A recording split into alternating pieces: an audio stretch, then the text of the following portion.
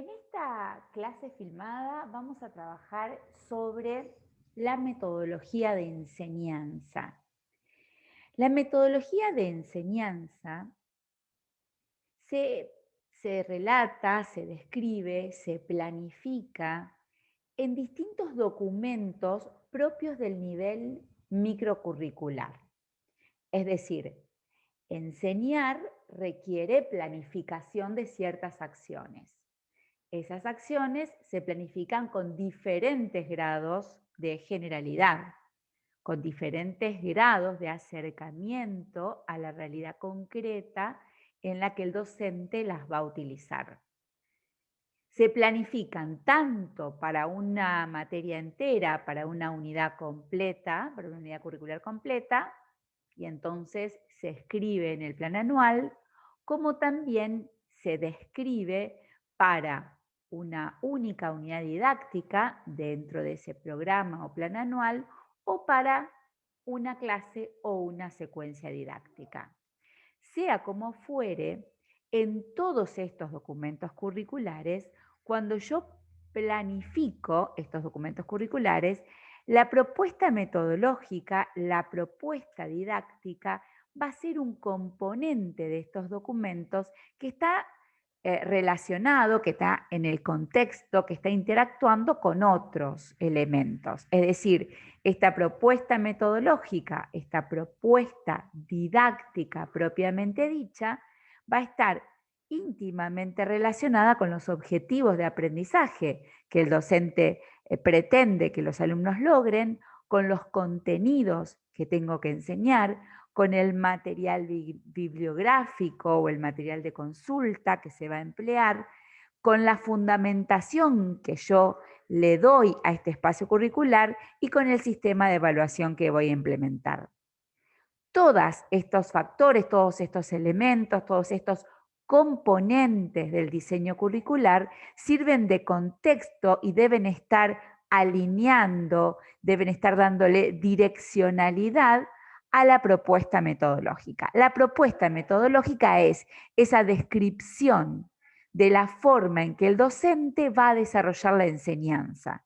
Y por eso se la denomina propuesta didáctica propiamente dicha, porque es donde el docente pone en palabras, explica cómo piensa darle tratamiento didáctico a los contenidos que va a enseñar. Entonces, ya que estamos hablando de propuesta didáctica y casi terminando con el desarrollo de la materia, nos vamos a preguntar, ¿y entonces qué es la didáctica?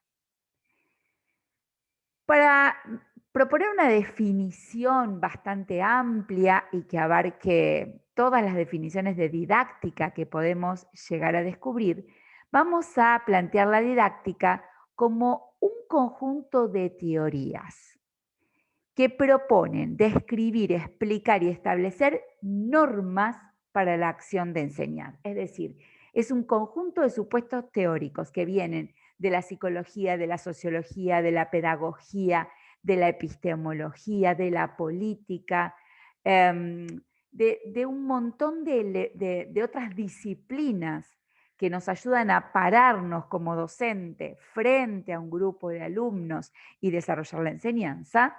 Todas estas teorías nos ayudan a dar fundamento, a describir cuáles serían los modos que el docente debe utilizar para enseñar. Es decir, que las teorías de la didáctica, lo que la didáctica propone, está en el orden de lo prescriptivo.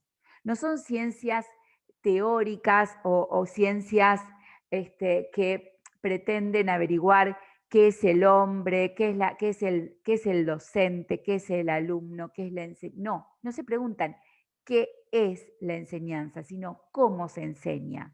No se interroga acerca de qué es el alumno, sino cómo trabajo con él. No pregunta cuál debería ser el rol docente, sino, asumido tal rol, cómo se lleva a la realidad concreta. La didáctica es la disciplina que ordena, que indica, que prescribe las acciones del docente. Pero entonces, ¿De qué manera prescriben la acción del docente?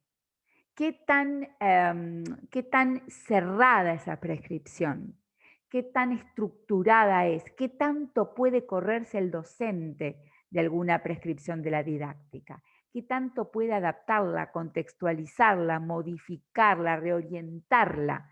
¿Qué tanto puede el docente manejar, acomodar, modificar los las prescripciones, las normas, las recomendaciones de la didáctica? Según Comenio, Amos Comenio es el padre de la didáctica, que en el siglo XVII propone a la didáctica como ciencia, estructura toda el deber hacer del docente en un libro muy voluminoso de muchas páginas que se llamó La Didáctica Magna, la gran didáctica.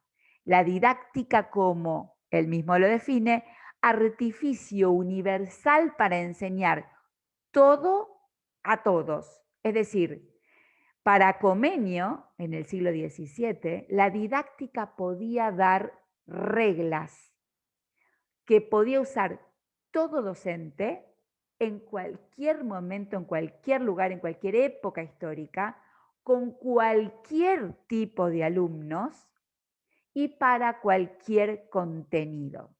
Un docente que manejara la didáctica magna debía necesariamente ser un docente exitoso, efectivo, eficaz, debía lograr los objetivos y de la mejor manera posible.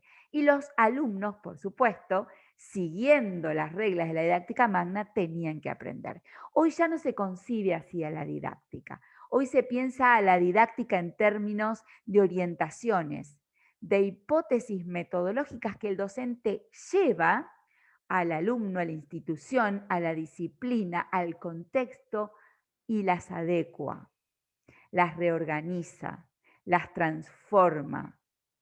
El docente, sabiendo, conociendo, investigando los aportes científicos y disciplinares de la didáctica, utiliza esos saberes como herramientas para organizar su práctica, de tal manera que la didáctica cumple una función de orientación metodológica para las propuestas didácticas.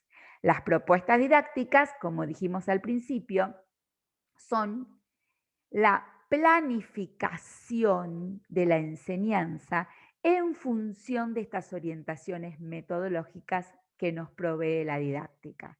La didáctica nos recomienda determinadas teorías, elementos, propuestas, y el docente las elige, las reúne, las sintetiza, las adapta, las vincula para elaborar una planificación de lo que va a hacer, o para toda la materia, para toda la unidad curricular, o para una unidad didáctica de esa unidad curricular, o para una secuencia didáctica de, por ejemplo, una semana de clases. Cuando hablamos de propuesta didáctica, hablamos de los elementos que la componen. Una propuesta didáctica va a estar integrada con las metodologías que va a adoptar el docente, dentro de cada una de esas metodologías, las estrategias con las que va a enseñar, las estrategias con las que esa propuesta metodológica, que es general y que orienta sobre determinadas secuencias y determinados pasos que el docente debe dar, bueno, concretamente cómo la va a llevar a la práctica, cómo la va a llevar a la realidad. Y a eso se denomina estrategias didácticas. Y por supuesto, cuando utilizamos determinadas estrategias didácticas, vamos a usar recursos, elementos físicos. Vamos a utilizar un pizarrón, una tiza, una fibra, un retroproyector, un cañón, una compu, un dispositivo tipo teléfono celular, vamos a utilizar un equipo de audio, un micrófono, en este caso un auricular. Es decir, las cosas, los elementos, esos elementos físicos, esos recursos físicos o tecnológicos que el docente utiliza, los denominamos recursos didácticos. Las metodologías de enseñanza. Dijimos que las metodologías de enseñanza eran orientaciones didácticas que proponían al docente una secuencia de pasos. Es decir, que cuando hablamos de metodología de enseñanza, hablamos de las acciones que va a realizar el docente, de lo que el docente va a proponer a nivel de diseño curricular y va a llevar al aula como desarrollo. Nosotros vamos a trabajar algunas de esas metodologías y vamos a proponer también algunos criterios para seleccionarla, porque son un montón. Hay un montón de metodologías de enseñanza y el docente las tiene que ir seleccionando, vinculando, recortando, adaptando. Los criterios de selección que guían a los docentes para definirse entre una metodología u otra, siempre van a tener en cuenta los contenidos que el docente va a enseñar. No todas las disciplinas, no todos los contenidos, no todas las ciencias se pueden enseñar con todas las metodologías. No es lo que decía Comenio. No es verdad que yo elijo una metodología porque me gusta, porque está de moda, porque es innovadora, porque me queda cómodo y el contenido lo tengo como que encajar ahí adentro a presión. Me gusta trabajar con esta metodología, pero la uso. No, yo tengo que tener en cuenta, tengo que preguntarme, los contenidos que voy a enseñar, ¿se pueden enseñar bien? ¿El alumno va a poder comprenderlos y aprenderlos bien si yo los enseño con esta metodología? Pero además, ¿esta metodología encaja en el marco normativo de la institución en la que yo estoy trabajando? Que no es un detalle menor. Hay un montón de elementos que tienen que ver con lo institucional que habilitan o desestiman determinadas acciones del docente que va a hacer que ciertas metodologías yo no las pueda usar. También voy a tener que tener muy en cuenta, además de qué contenidos son los que tengo que enseñar, cuál es mi estilo de aprendizaje, con qué me siento cómoda, con qué puedo trabajar, con qué nivel de manejo de contenidos tengo yo como para moverme, por ejemplo, con metodologías más o menos flexibles. Es decir, como docente, yo me siento siempre más cómoda con una que con otra metodología. Eso no implica que yo me quede siempre con las mismas.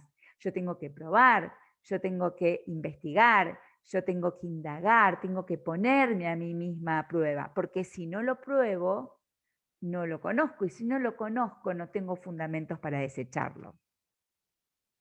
Por supuesto que dos elementos fundamentales son los propósitos que yo persigo, lo que quiero enseñar, lo que quiero terminar, lo que quiero que el alumno termine aprendiendo, y los alumnos. No todos los alumnos aprenden con las mismas metodologías.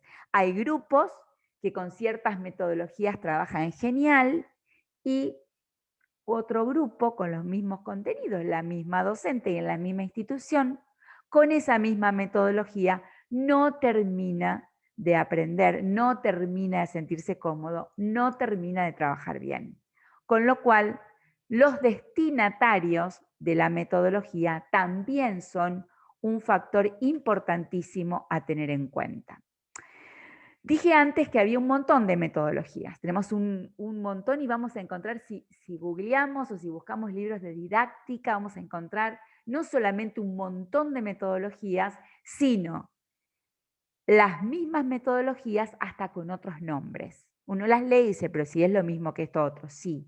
Entonces, la diversidad de propuestas metodológicas es muchísima, con lo cual el docente no podría decir, ay, la verdad es que no tengo opciones. Opciones hay un montón. Así que nosotros vamos a trabajar con 8 nada más. Nosotros vamos a investigar, a indagar en 8 metodologías que se dividen a su vez en 2 grupos, porque el grupo 1, el primer grupo de metodologías, son metodologías con estructura metodológica en el sentido de que tienen pasos Y son pasos que se tienen que desarrollar de esa manera porque si no, no son propios de la metodología en cuestión. Por ejemplo, si yo voy a trabajar con aprendizajes por proyectos, esa metodología incluye el diseño de un proyecto, la implementación de un proyecto, la evaluación de un proyecto y la divulgación de los resultados. Si yo no hago esos 4 pasos, pues no estoy trabajando con esa metodología. Pero además, este primer grupo de metodología es autónomo. Cada metodología puede ser aplicada sin necesidad de recurrir a otro tipo de metodología. En cambio, en el grupo 2, son metodologías que complementan, enriquecen, favorecen un mejor desarrollo de las metodologías del grupo 1. Por ejemplo, aprendizaje mediado por TICS puede estar en cualquiera de las otras 4 metodologías del grupo 1, porque cada vez que, por ejemplo, para explicar un tema desde la metodología de aprendizaje basada en la comprensión, si yo uso, por ejemplo, algún recurso como Genial y algún recurso como Prezi, algún recurso digital, yo ya estoy integrando las metodologías de aprendizaje mediados en TICS en la metodología aprendizaje basado en la comprensión. Entonces, el primer grupo no requiere de ninguna otra metodología para implementarse. El segundo grupo es soporte, acompaña, enriquece, complementa el grupo 1. Hemos dicho que las metodologías son propuestas generales, caminos que va a seguir el docente para obtener determinados resultados u objetivos que son los propios que se logran con esta metodología. Ahora, la metodología es suficientemente amplia, suficientemente modificable, como para que, según la estrategia que el docente elija en cada uno de los momentos de desarrollo de la metodología, esta metodología adquiera un montón de diversificaciones posibles. Por ejemplo, antes mencionaba el aprendizaje basado en proyectos. Dije que el aprendizaje basado en proyectos tenía grandes pasos, 4 grandes pasos, que tenían que cumplirse sí o sí. Bien, supongamos que estamos en el paso de diseño del proyecto. Bueno, yo para que los alumnos terminen diseñando el proyecto, voy a poder hacer miles de cosas diferentes. Voy a poder exponer en clases los pasos del proyecto y explicárselos. También podré grabar una cápsula digital con los pasos del proyecto. También podré armar una guía de análisis de algún texto y se los podré hacer leer solos. También podré hacerles que cada uno de los alumnos de un grupo investigue, indague sobre alguna de las fases del proyecto y luego la pongan en común. Es decir, todas estas son estrategias diferentes, técnicas diferentes, recorridos diferentes que voy a hacer dentro de la misma metodología, dentro de la misma fase de una metodología. Para elegir estas estrategias, por lo tanto, tendré que tener muy en cuenta que sea una estrategia pertinente respecto de la metodología que la está enmarcando, respecto de los pasos metodológicos que yo estoy persiguiendo. Tendría que ser una herramienta, es decir, una estrategia, un instrumento, un procedimiento que le ayude al alumno a lograr eso que está previsto en la metodología. Y por lo tanto, cada fase de una metodología, cada paso de una metodología va a tener algunas estrategias que sí pueden usarse y otras que no, que no corresponden en este momento, que a lo mejor corresponden en otro paso, más adelante, pero a lo mejor no ahora. Y finalmente, cada una de las metodologías va a trabajar con algún trayecto de contenidos, con determinados contenidos. Bueno, esta estrategia también va a tener que tener en cuenta que sea pertinente para trabajar con el trayecto de contenidos que toca trabajar en esta fase metodológica. Vamos a tener dentro de las estrategias dos grandes grupos. Vamos a tener estrategias expositivas, en donde es el docente quien comparte con los alumnos contenidos. Esas estrategias expositivas no son solamente la lección oral, es decir, lo que el docente explica en el aula en presencialidad. Estrategias expositivas también son compartir con los alumnos cápsulas digitales, podcasts, presentaciones interactivas, compartirle algún texto que los alumnos puedan leer y entender, algún video hecho por otra persona, algún tutorial. Todo eso son estrategias expositivas. Son distintas maneras, distintos procedimientos para compartir contenidos con los alumnos. Y las estrategias no expositivas son las actividades.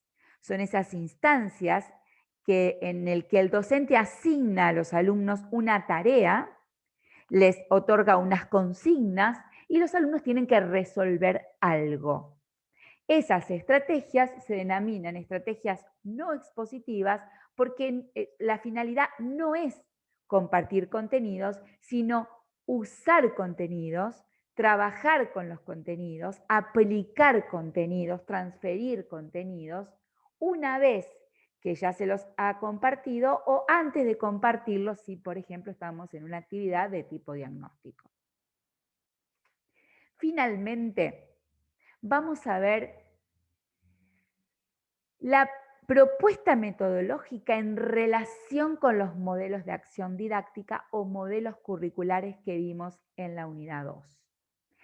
Hemos dicho en otras oportunidades que los modelos didácticos, los modelos de acción didáctica, los modelos curriculares, definen un modo particular de relación entre alumno, docente y contenido, que son los elementos del triángulo didáctico. La didáctica como disciplina se ocupa de indagar, de investigar y de prescribir cómo deben ser esas relaciones entre el alumno, docente y contenido dentro de determinado modelo didáctico. Para el modelo didáctico interestructurante, esta interacción central entre alumno y contenido, que es lo que el modelo de acción didáctica interestructurante tiene como objetivo de la enseñanza, provocar, facilitar, generar esta relación del alumno con los contenidos y esta comprensión progresiva del alumno con los contenidos, se ve desde el docente, es decir, cuando el docente plantea la metodología con la que va a trabajar, el docente sabe, concibe, supone, parte de que esta interacción central que se da entre el alumno y el contenido tiene estas características. Cuando plantea la metodología, cuando plantea las estrategias, cuando plantea la secuencia didáctica con la que va a trabajar, el docente elige las estrategias y las implementa sabiendo que cuando él enseña y comparte contenidos, esta relación que se establece entre el alumno y los contenidos que el docente está compartiendo es una relación que el alumno regula de manera subjetiva, pero que esa regulación con la ayuda del docente va a entrar en tensión hacia el objeto. Es decir, el alumno cuando empieza a tomar contacto con los contenidos que comparte el docente, lo va a empezar a traducir a lo que él es, a los significados que le puede otorgar, a lo que él cree que es lo que el docente le está explicando. Pero con la ayuda de la mediación docente, esta asimilación inicial, como decía Piaget, debe transformarse en acomodación porque lo que el alumno piensa subjetivamente que es el contenido, tiene que terminar transformándose en el contenido que efectivamente tiene que aprender. Entonces, en esta interacción permanente entre lo que el alumno piensa, el docente está exponiendo o la cápsula digital se va desarrollando, el alumno va relacionando con lo que él sabe, con lo que es él, y esta primera relación en donde el alumno hace una traducción del contenido a sus propias posibilidades de conocerlo, tiene que transformarse en un conocimiento tal cual como se pretende desde la disciplina que el docente está enseñando. Entonces, como esto va a ocurrir, como esto tiene que ocurrir, el docente considera que esta relación subjetiva que establece el alumno con el contenido puede ser facilitada, puede ser ayudada. El alumno puede ser ayudado por el docente, por eso hay mediación, ayudado por el docente en este proceso de comprender el contenido tal cual como el contenido es y no como el alumno supone que es al inicio del aprendizaje. Ahora, este proceso, según el cual el alumno deja de poner su subjetividad en el contenido para adquirir el contenido e integrarlo a su subjetividad, es un proceso sumamente lento, trabajoso, que no sale bien de una, en el que el alumno se equivoca, vuelve hacia atrás, vuelve hacia adelante, vuelve a revisar, le cuesta, no comprende, no termina de entender. Y todo esto es absolutamente no solo normal, sino esperable en el proceso de aprendizaje.